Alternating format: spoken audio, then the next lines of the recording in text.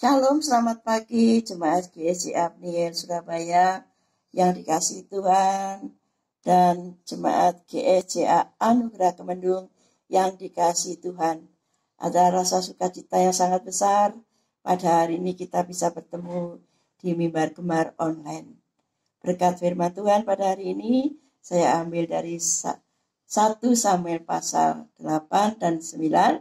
Saya tidak akan membacakan semuanya, tapi saya akan bacakan yang mendasari firman Tuhan pada hari ini, yaitu 1 Samuel pasal 8 ayat 4 sampai dengan 8. Demikian firman Tuhan. Sebab itu berkumpullah semua tua-tua Israel, mereka datang kepada Samuel di Rama dan berkata kepadanya, engkau sudah tua dan anak-anakmu tidak hidup seperti engkau. Maka angkatlah sekarang seorang raja atas kami untuk memerintah kami, seperti pada segala bangsa-bangsa lain. Waktu mereka berkata, berikanlah kepada kami seorang raja untuk memerintah kami, perkataan itu mengesalkan Samuel. Maka berdoalah Samuel kepada Tuhan. Tuhan berfirman kepada Samuel, dengarkanlah perkataan bangsa itu dalam segala hal yang dikatakan mereka kepadamu. Sebab bukan engkau yang mereka tolak, tetapi akulah yang mereka tolak, supaya jangan aku menjadi raja atas mereka. Tepat seperti yang dilakukan mereka kepadaku. Sejak hari itu aku menuntun mereka keluar dari Mesir sampai hari ini, yakni meninggalkan daku dan beribadah kepada Allah lain. Demikianlah juga dilakukan mereka kepadamu. Singkat cerita, Bapak Ibu Saudara kasih Tuhan, Samuel ini sudah tua dan anak-anaknya tidak hidup seperti Samuel. Dia melakukan apa yang jahat di mata Tuhan. Untuk itu bangsa Israel menghendaki seorang raja untuk memimpin mereka. Mereka beranggapan bahwa tanpa raja mereka akan rentan terhadap musuh-musuh mereka. Mereka lupa bahwa mereka mempunyai seorang raja, yaitu Allah sendiri. Raja yang luar biasa. Dan mereka lupa bahwa kekalahan mereka bukan karena tidak adanya kepemimpinan politik yang bersistem, tapi karena dosa-dosa mereka. Allah di sini sudah bekerja untuk bangsa Israel sejak mereka keluar dari tanah Mesir. Allah sudah menunjukkan kasih-Nya, mujizat-Nya, berkat-Nya, penyertaannya, perlindungannya. Bahkan Allah sudah berperang untuk bangsa Israel, sehingga bangsa Israel ini mengalami kemenangan yang luar biasa. Mereka menolak Allah sebagai raja dan menggantikannya dengan manusia sebagai raja. Bangsa ini benar-benar lupa bahwa Allah adalah pemimpin mereka yang sejati. Dengan menolak Allah sebagai raja dan menggantikannya dengan manusia, mengandung konsekuensi yang besar. Dan ada harga yang harus mereka bayar. Biar juga dalam kehidupan kita, kalau kita meninggalkan Allah, kita beribadah kepada Allah lain, kita mendewakan manusia, maka ada harga yang harus kita bayar. Ada yang harus kita pertanggungjawabkan di hadapan Allah. Nah, Bapak Ibu saudara kasih Tuhan, dalam kehidupan sekarang ini, situasi pandemi, tertekan, kacau, putus asa, banyak orang tidak berpengharapan, dan juga banyak lagi juga dalam hal seperti ini yang ditawarkan oleh dunia. Tinggal kita bagaimana menghadapi hal seperti ini.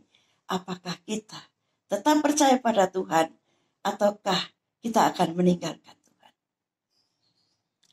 Namun, dalam kondisi ini, janganlah kita mengandalkan kekuatan kita, atau pikiran kita, atau kemauan kita.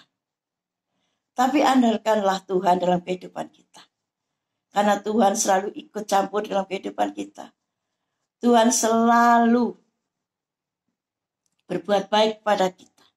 Dia tidak pernah meninggalkan kita, bahkan dia selalu menyertai kita, memimpin kita dalam kehidupan kita sehari-hari. Apa yang harus kita percaya? Hal-hal apa yang harus kita percaya dalam kondisi seperti ini? Ada 3 hal, Bapak Ibu Saudara, yaitu di Mazmur 54 ayat 6 dan 9 yang merupakan juga bacaan kita pada hari ini. Ayat 6, firman Tuhan, sesungguhnya Allah adalah penolongku, Tuhanlah yang menopang aku. Ayat 9, sebab ia melepaskan aku dari segala kesesakan dan mataku memandangi musuhku. Allah menolongku, Allah menopangku, dan Allah melepaskan aku dari segala kesesakan. Artinya bahwa Allah menjamin kita untuk menikmati berkat dan kasih-Nya. Dan yang kedua, 1 Petrus 5 ayat 7. Serahkanlah kekhawatiranmu kepadanya, sebab ia akan melihara. Tuhan senantiasa memelihara kita.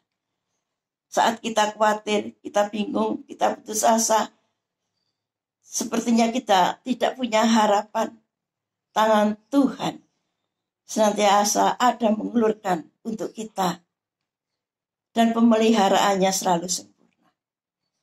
Memelihara berarti Allah itu peduli. Allah itu memperhatikan. Dan Allah itu merawat kita dalam keadaan apapun juga.